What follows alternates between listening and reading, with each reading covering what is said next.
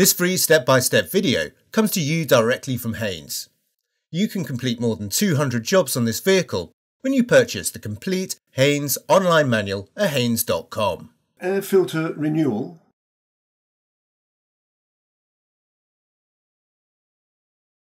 Pull the bonnet release handle in the driver's footwell, push the safety catch to one side, then fully open the bonnet and support it with the bonnet prop.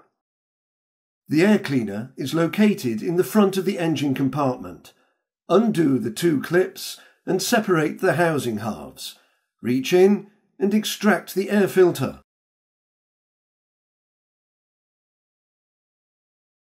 Fit the new air filter element, making sure it is the right way round and seated correctly, and fit the cover. Secure the two clips.